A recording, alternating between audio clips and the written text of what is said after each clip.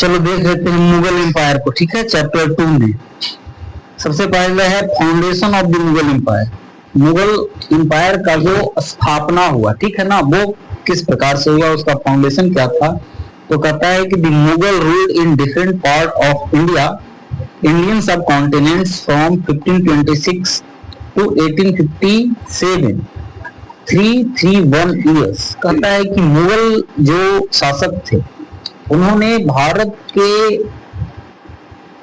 यहां ध्यान देना कि इंडियन सब कॉन्टिनेंट, इंडियन सब कॉन्टिनेंट का मतलब जानते हो क्या होता है। आज का जो इंडिया है वो इंडिया नहीं, बल्कि इंडिया, अब इंडिया को इंडियन सब कॉन्टिनेंट यूज होता है इंडिया के लिए ही सिर्फ, इसको अच्छे से समझना, ठीक है, कि इंडिया के लिए इंडियन सब कॉन्टिनेंट यूज होता है। वो क्यों होता है? क्योंकि इंडिया खुद अपने आप में कॉन्टिनेंट के समान है। कॉन्टिनेंट मतलब होता है महादेश, ठीक है ना। इंडिया है किस महादेश में? तो एशिया महादेश में है। लेकिन इंडिया के लिए सब कॉन्टिनेंट वर्ड का जो यूज होता है उसके पीछे रीजन ये है कि इंडिया खुद में एक महादेश के जैसा कभी रहा है, ठीक है। जैसे आज का अगर आप देखें पाकिस्तान, बांग्लादेश, श्रीलंका, तो बहुत सारा जो उधर है, जैसे आप और आगे बढ़ते जाएंगे तो ईरान तक, ठीक है ना, कभी वो इंडिया का पार्ट रहा था। भूटान, नेपाल, ठीक है ना, ये सब इंडिया का पार्ट रहा था। इसलिए इंडिया का जो एक वास्ट एरिया है उसके कारण इंडिया के लिए इंडियन सब कॉन्टिनेंट जो वर्ड है वो यूज किया जाता है। और यहाँ करीब 1526 से 1857 तक मुगल ने यहाँ पे शासन किया था, जो कि करीब 331 साल माना जाता है। अब यहाँ पे 1857 जो है, तो आप कहेंगे कि 1857 में तो अंग्रेजों के खिलाफ हुआ था, फर्स्ट वॉर ऑफ इंडिपेंडेंस, ठीक है। 1757 से लेकर 1857, 1757 में हुआ था प्लासी का युद्ध, ठीक है। प्लासी के युद्ध से जो ईस्ट इंडिया कंपनी था उसने अपना इंडिया के ऊपर नियंत्रण स्थापित करना शुरू कर दिया था, और 1857 तक आते आते उसने पूरे तरीके से पूरे इंडिया को अपने कंट्रोल में कर लिया था, ठीक है। लेकिन क्या था कि 1857 ईस्वी तक जो मुगल शासक थे वो नाम मात्र के लिए वो शासक थे ही, मतलब लाल किला में भले उनके पास पावर नहीं था, अब उतना ज्यादा उनके पास मतलब कैपेसिटी नहीं था, लेकिन नाम मात्र के लिए राजा थे जो कि लाल किला में रहते थे। इसलिए जो है 1857 तक इसको लिया है, जो कि करीब 331 साल तक इन लोगों ने भारत पर शासन किया। कौन? तो मुगल लोगों, ठीक है। अब जो कुछ मुगल एम्परर्स हैं और उनके जो इवेंट्स है उनको हम देखेंगे कि भाई कौन कौन से महत्वपूर्ण मुगल शासक हुए और उन्होंने कौन कौन से कार्य किए। तो सबसे पहला नाम आता है बाबर का। बाबर 1526 टू 1530, ये करीब 4 साल तक जो है वो यहाँ का शासक रहा। अब बाबर के बारे में थोड़ा देख लेते हैं। कहता है कि founder of Mughal empire in India, Bharat में मुगल एम्पायर का जो संस्थापक है वो बाबर को माना जाता है। Succeeded to the throne of Fergana Uzbekistan in 1494 at the age of 12 years. कहता है कि ये जो बाबर था वो मतलब इसका जो अपना पैतृक जो घर था, ठीक है ना, वो कहाँ था? तो उज्बेकिस्तान में फरगना नामक एक जो जगह है वहीं पे इसका जन्म हुआ था। और वहीं 1494 ईस्वी में 12 साल के उम्र में यह सबसे पहले राजा बनता है। कहाँ का? तो फरगना का। कहाँ है फरगना? तो उज्बेकिस्तान में, ठीक है। कहता है कि he was descendants of Taimur from the side of his father and Chengiz Khan from his mother side. ऐसा माना जाता है कि उनकी जो तैमूर का जो मतलब बाबर का जो पूर्वज है, ठीक है ना, तो माना जाता है कि बाबर का जो फादर साइड है, मतलब पिता के तरफ से ये जो है वो तैमूर के वंशज थे। तो इनकी माँ जो थी वो चंगेज खां के वंश से थी। मतलब एक तरीके से ये दिखाया जा रहा है कि जो बाबर है वो एक महान वंश से संबंधित है, मतलब उसके पिताजी जो थे वो चंगेज खान से संबंधित थे, पिताजी जो थे वो तैमूर से संबंधित थे, तैमूर के वंश में वो जन्म लिए थे, और उसकी जो माता थी वो चंगेज खान के वंश से थी, और जिससे बाबर का जन्म हुआ था। जैसे मान लीजिए अभी शादी होता है, कोई भी बच्चा है तो उसका भी होता है ना दो पक्ष, एक फादर की तरफ और एक मदर की तरफ, ठीक है। शादी ब्याह में सबसे पहले यही देखा जाता है कि फादर वाला खानदान सही है कि नहीं है, और उसके बाद दूसरा देखा जाता है कि जो माँ की तरफ से खानदान है वो सही है कि नहीं है, ठीक है ना। तो इसी प्रकार से हम देखते हैं कि तैमूर जो था उसके जो फादर थे वो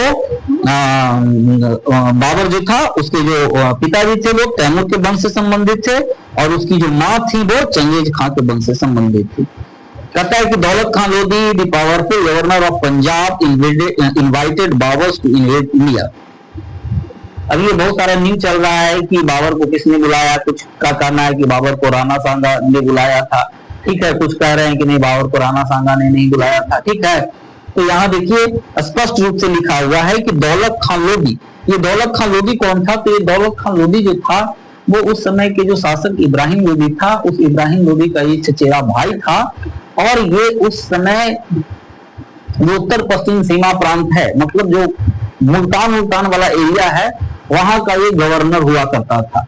तो इसको ऐसा लगता था कि जब बाबर आएगा तो बाबर यहाँ लूटपाट करेगा और सिकंदर लोधी को उसके गद्दी से हटा देगा और फिर हम राजा बन जाएंगे, ठीक है ना। तो इसलिए इसका जो चचेरा भाई था दौलत खान लोधी उसने इनवाइट किया किसको? बाबर को, कि आप आइए और भारत पर आक्रमण करिए। अब इसका जो मिलिट्री कंपेरिजन है वो कैसा है? तो कहता है कि first battle of Panipat 1526, Panipat का प्रथम युद्ध कब हुआ? 1526 ईस्वी में। इसमें ये क्या करता है? Defeated Ibrahim Lodi and led the foundation of Mughal empire with its capital at Agra.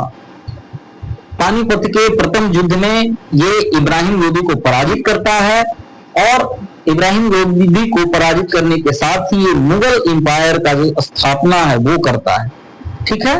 और इस समय जो मुगल एम्पायर का जो स्थापना किया बाबर ने, तो उसका जो सबसे पहला राजधानी था वो राजधानी कहाँ रहा? आगरा रहा। अभी दिल्ली जो है उसको इसने राजधानी नहीं बनाया, बल्कि आगरा को ही इसने अपना राजधानी रखा।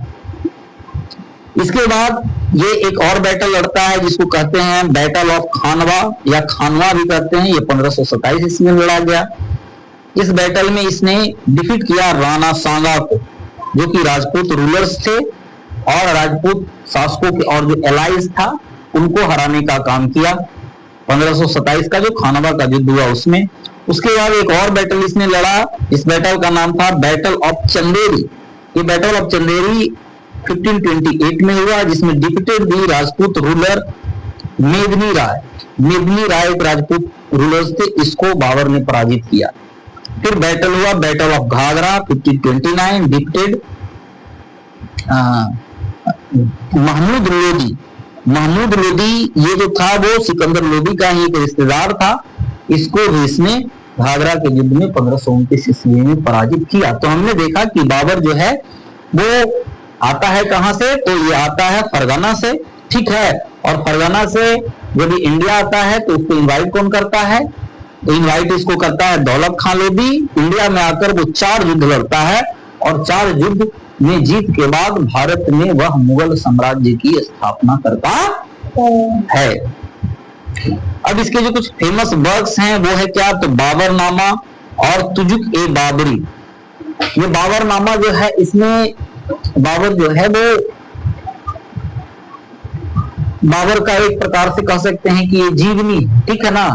बाबरनामा और तुजुक ए बाबरी दोनों जो है वो एक प्रकार से बाबर के द्वारा ही ये रचित है, और उसमें बाबर ने उन सारी परिस्थितियों का जिक्र किया है कि किस परिस्थिति में उसको फरगना से भागना पड़ा, ठीक है, और किस परिस्थिति में आकर उसने यहाँ पे मुगल साम्राज्य जो है उसका फाउंडेशन रखने में ये कामयाब हुआ।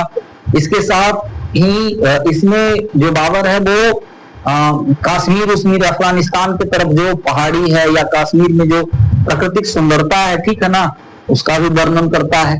ठीक है, यहाँ भारत में किस प्रकार के लोग हैं, किस प्रकार का समाज है, इन सारी चीजों के बारे में भी हमें जानकारी जो है यहां से मिलता है। कहां से? तो बाबरनामा और तुजुक बाबरी, समझ रहे हैं।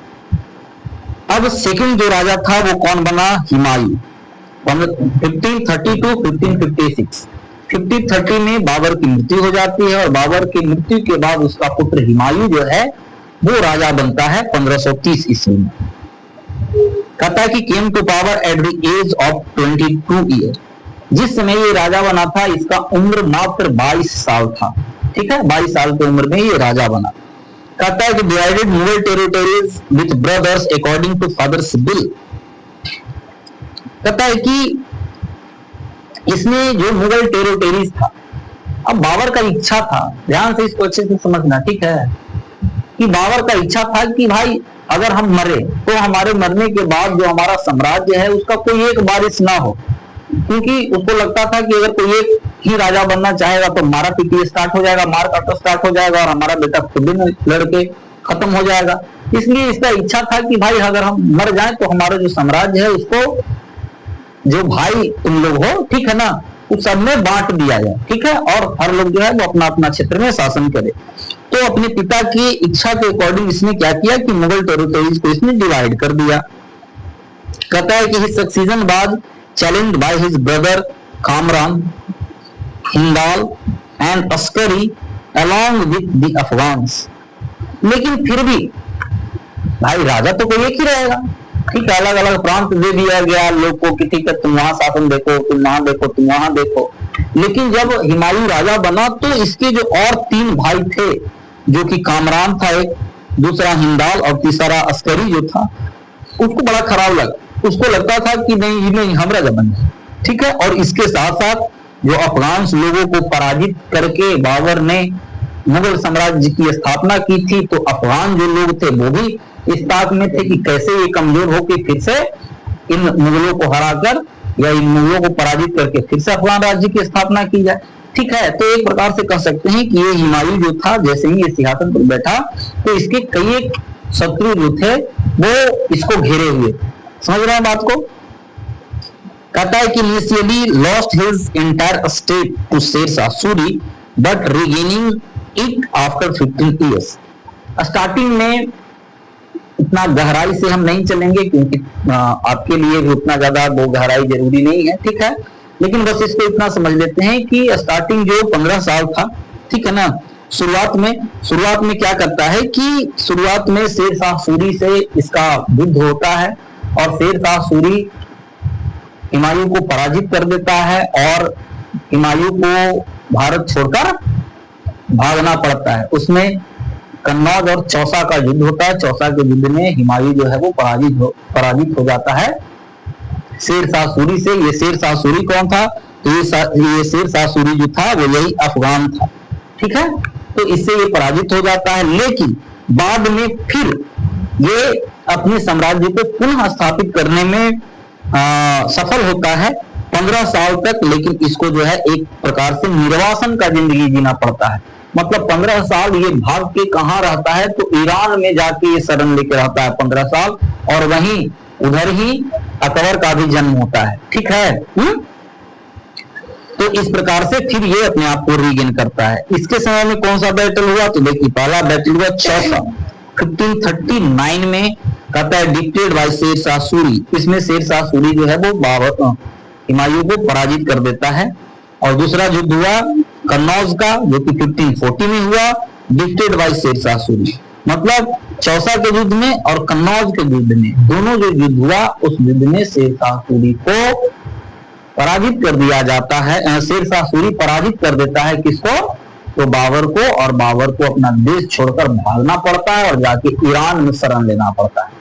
ठीक है, फिर कहता है कि after the battle of Kannauj he flees to Iran and received help from Safavid Shah।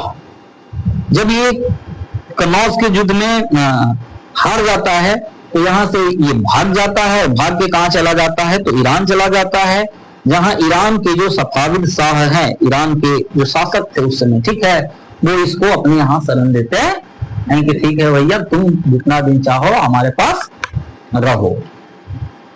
अब इसके बाद जो है वो शासक बनता है कौन? शेरशाह सूरी। क्योंकि शेरशाह सूरी जो है वो पराजित कर देता है किसको? हुमायूं को। शेरशाह सूरी जो है 1540 टू 1555 तक ये शासन व्यवस्था चलाता है। करीब 15 साल ये जो है वो राजा रहता है।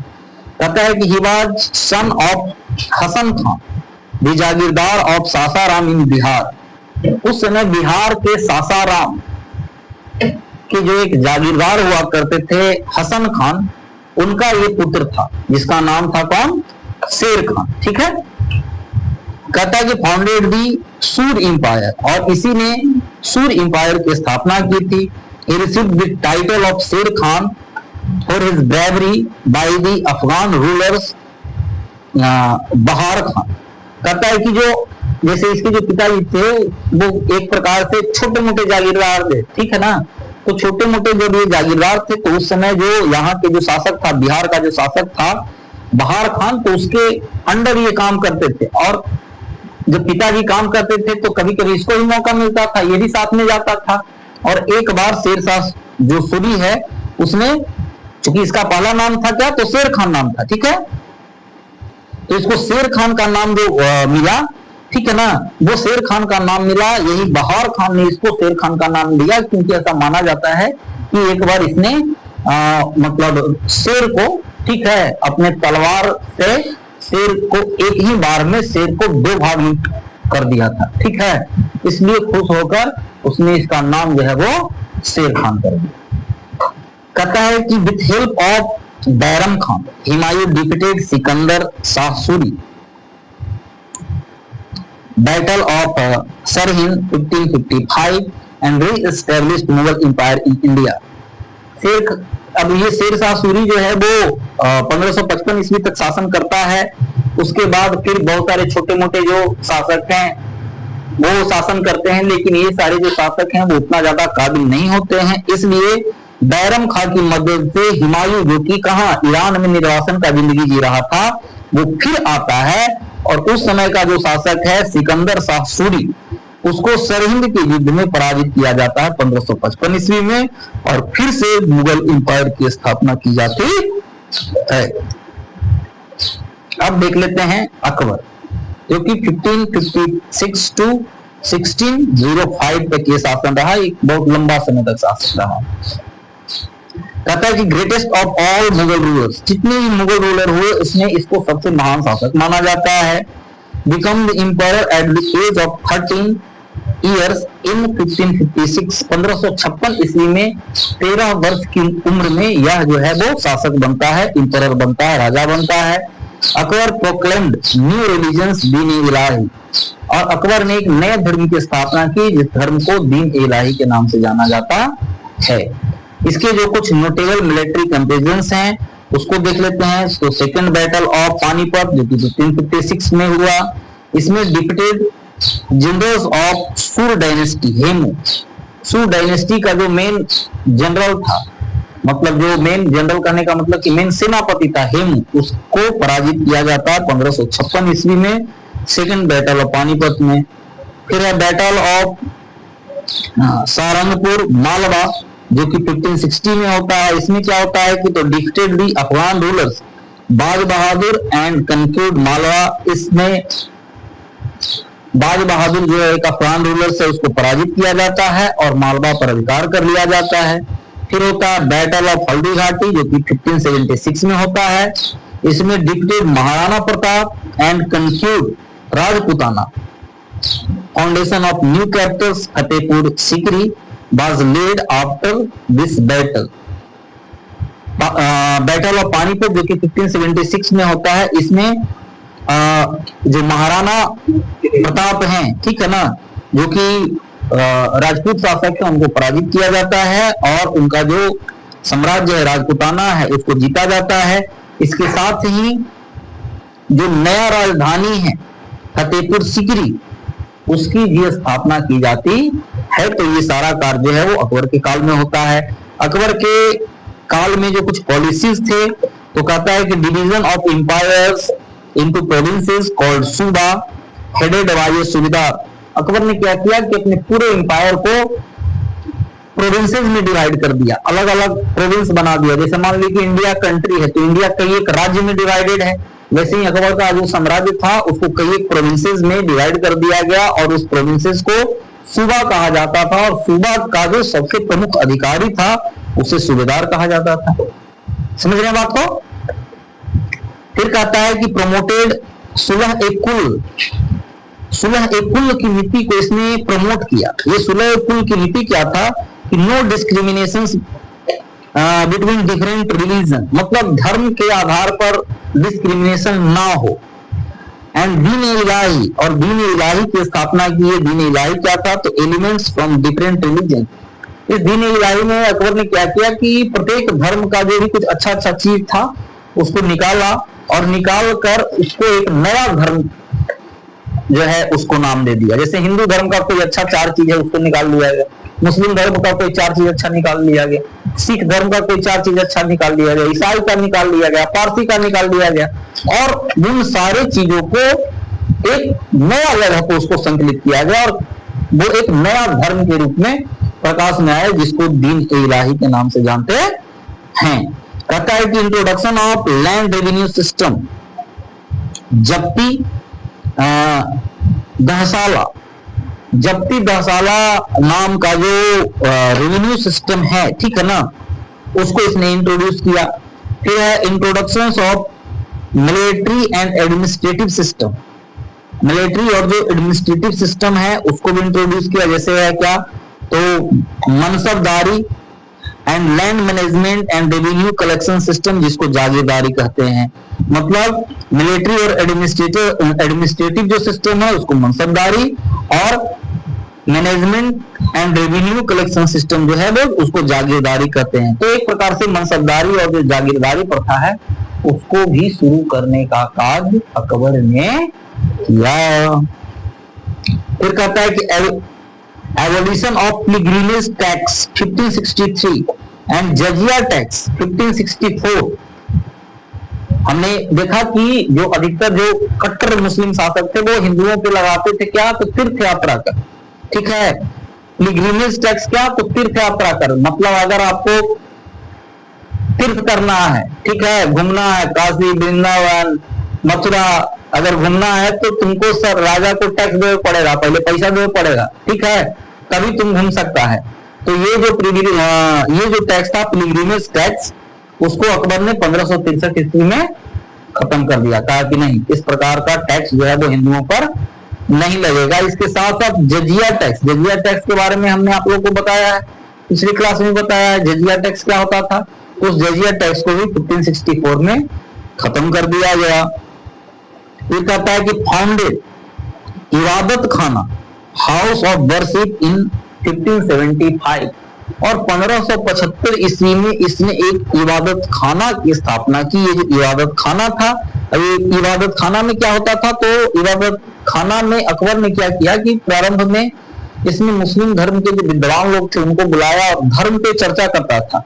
लेकिन जब देखा कि ये जो मुस्लिम लोग हैं वो सही से धर्म पर चर्चा नहीं करते हैं और बहुत उखड़ा उखड़ी हो जाता है, लड़ाई झगड़ा इन लोग अपने में करने लगते हैं, तो धीरे धीरे करके इबादत खाना में और बाकी जो धर्म के भी विद्वान थे उनको उसने आमंत्रित करना स्टार्ट किया, ताकि वो ये पता लगाना चाहता था कि आखिर सत्य क्या है, ठीक है ना। उसको हर एक धर्म में रुचि था और हर एक धर्म के बारे में वो ज्यादा से ज्यादा जानना चाहता था, ठीक है ना।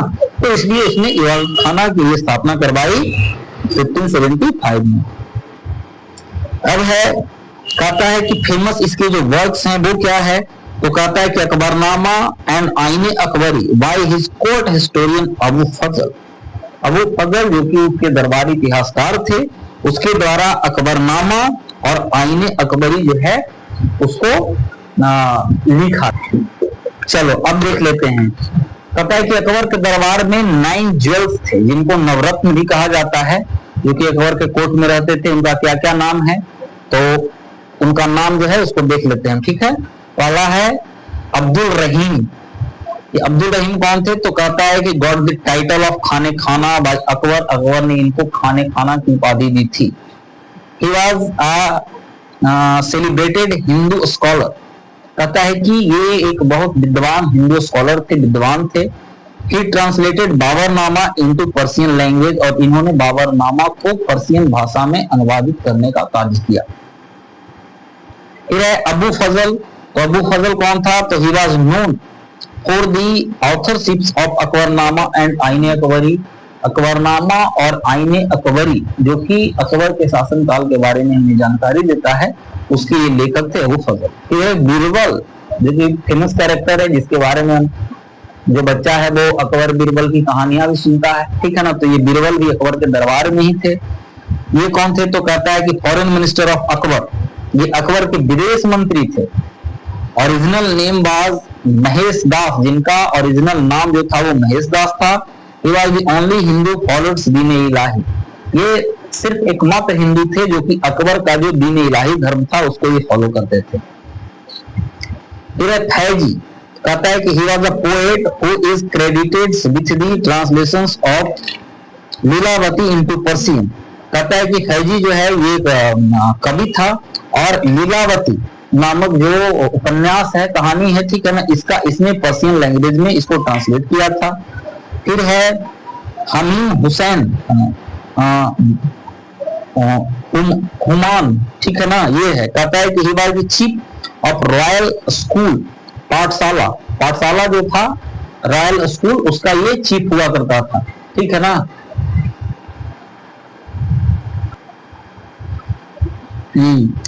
फिर है राजा मान सिंह। कहता है कि ये ग्रेट राजपूत जनरल्स थे अकबर के, credited with defeating Maharana Pratap. Maharana Pratap को युद्ध में इन्होंने ही हराया था, अकबर की तरफ से इसने युद्ध किया था। किसमें? तो battle of the Haldi Ghati हुआ था उसमें, और कुछ अफगान शासकों को भी राजा मानसिंह ने ही हराया था। फिर है मुल्ला दो piazza.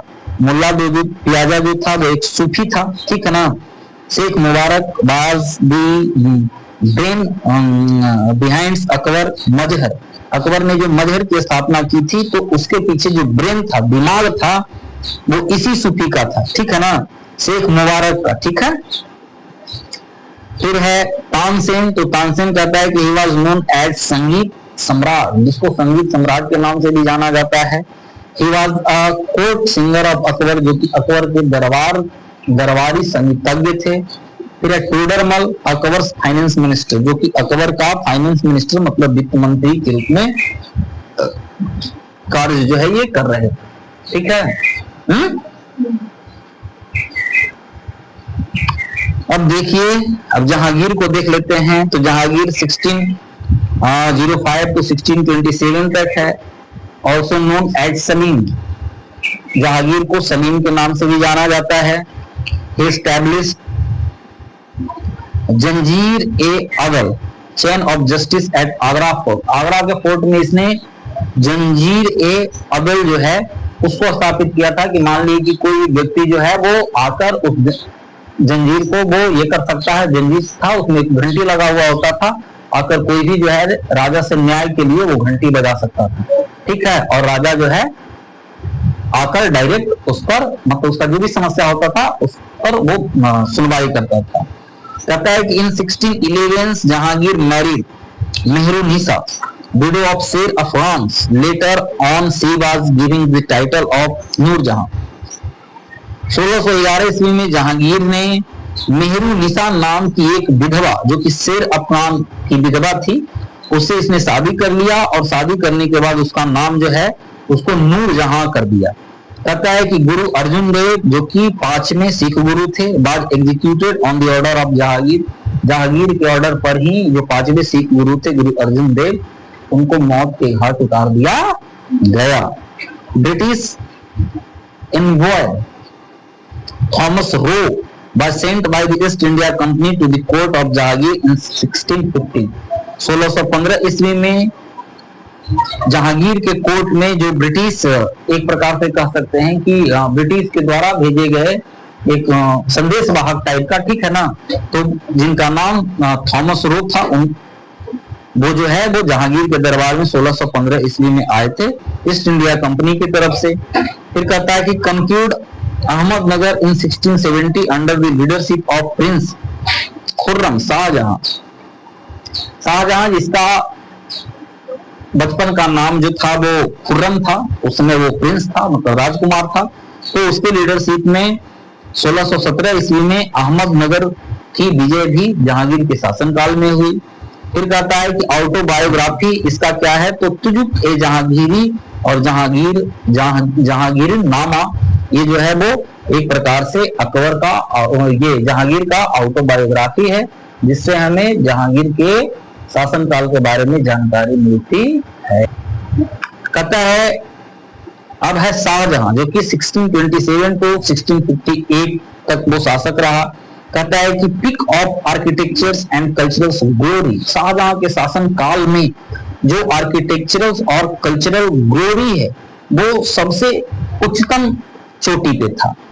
Military campaign against Rajput of Mewar and Lodhi's of Deccan, Portuguese etc.. कहता है कि शाहजहां ने कुछ मिलिट्री कैंपेन्स किए, मतलब सैन्य अभियान किए राजपूतों के खिलाफ, मेवाड़ के जो राजपूत थे उनके खिलाफ, इसके साथ दक्कन के जो लोधीज लोग थे उनके खिलाफ, और पुर्तगाली लोगों के खिलाफ भी इसने सैन्य अभियान चलाया। डेल्ड विद डेंजरस फेमाइन 1630 to 1632, 1630 से 1632 ईस्वी का जो एक बहुत ही भयानक अकाल था वो भी इसी के शासनकाल में पड़ा। कहता है कि band many policies started by Akbar, Akbar के द्वारा बहुत सारी जो पॉलिसीज स्टार्ट किए गए थे उसको भी इसने क्या किया, बंद करवा दिया। कौन? तो शाहजहां ने। कहता है कि commissions monuments like Red Fort, Shah Jahan mosque and Taj Mahal, इसके शासनकाल में ही रेड फोर्ट का निर्माण किया गया, और शाहजहां का जो मकबरा है वो बनाया गया। इसके साथ साथ ताजमहल का निर्माण भी शाहजहां के शासनकाल में ही करवाया गया। सूर्य औरंगजेब 1658 to 1607 कहता है कि becomes ruler after executing crown Prince and his brother Dara Shikoh. अब क्या हुआ यहाँ पे कि अभी तक शाहजहां मरा भी नहीं कि उसके जो 4 भाई थे उनके बीच उत्तराधिकारी का युद्ध छिड़ गया। सब लोग जो है वो मारापीटी करने लगा कि हम राजा बनेंगे, हम राजा बनेंगे, हम राजा बनेंगे। शाहजहां जो है वो चाहता था कि उसका जो सबसे बड़ा बेटा है दारा शिको वो राजा बने, इसलिए शाहजहां ने अपने जीते जी दारा शिको को अपना उत्तराधिकारी घोषित कर दिया। लेकिन औरंगजेब को ये पसंद नहीं आया और उसने षड्यंत्र करना शुरू किया, और इसी क्रम में कहता है कि दारा शिकोह को एग्जीक्यूट करके, मतलब दारा शिकोह को खत्म करके, मार के औरंगजेब जो है वो राजा बन जाता है। Under his rule the Mughal empire reached its greatest extent, इसके शासनकाल में मुगल एम्पायर जो है वो अपने चरमोत्कर्ष पर था। इसे आलमगीर का भी उपाधि दिया जाता है। एन ऑर्थोडॉक्स मुस्लिम रूलर, ये जो था वो एक प्रकार से रूढ़िवादी मुस्लिम शासक था। He banned music in the court, ended झरोखा दर्शन, इसने क्या किया कि कोर्ट में जो संगीत होता था, म्यूजिक होता था, सबको बंद कर दिया, कहा कि सब इस्लाम के खिलाफ है, कोई नाच गाना नहीं होगा कोर्ट में, दरबार में, ठीक है। और जहांगीर ने जो झरोखा दर्शन शुरू किया था, झरोखा दर्शन होता था कि राजा जो है वो झरोखा से आकर और प्रजा को अपना दर्शन देता था, ठीक है। तो ये सारा चीजें बंद कर दिया। कहता है कि reimposed jizya tax on non Muslim population, Akbar के काल में जो जजिया कर खत्म कर दिया गया था, औरंगजेब ने उस जजिया कर को पुनः लगाया हिंदुओं पे कि नहीं, हिंदू से जजिया कर लिया जाएगा, फिर से लिया जाएगा। कहता है कि order destructions Vishwanath temple at Varanasi, आज वाराणसी का जो विश्वनाथ टेम्पल है जिसको हम काशी के नाम से जानते हैं, ठीक है ना, तो वाराणसी का जो विश्वनाथ टेम्पल है उसको भी डिस्ट्रक्ट करवाया किसने? औरंगजेब ने। औरंगजेब ने ही उस मंदिर को तोड़वाने का काम किया। इसके साथ साथ मथुरा का जो कृष्ण मंदिर है उसको भी तोड़वाने का काम किसने किया? तो औरंगजेब ने ही किया। और दोनों एक ही समय में हुआ था, ठीक है ना, दोनों जो है वो एक ही समय में हुआ था। दोनों जो है कितना में हुआ था? तो 1669 ईस्वी में, ठीक है। 1669 ईस्वी में ही मथुरा का कृष्ण मंदिर और काशी का जो काशी विश्वनाथ मंदिर है उसको तोड़ने का आदेश दिया था औरंगजेब ने, और औरंगजेब के आदेश पे ही ये मंदिरों को तोड़ा गया। फिर कहता है कि order execution of 9th Sikh Guru Tegh Bahadur 1675, 1675 ईस्वी में जो 9वें सिख गुरु थे जिनका नाम गुरु तेग बहादुर था, उसको भी इसने मरवा दिया। ठीक है, किसने? औरंगजेब ने। फिर कहता है कि military campaign against Ahom, Maratha, Deccan सल्तनत ईटीसी, इसने अहोम लोगों के खिलाफ, मराठा लोगों के खिलाफ और जो दक्कन सल्तनत है उसके खिलाफ इसने सैनिक अभियान शुरू किया।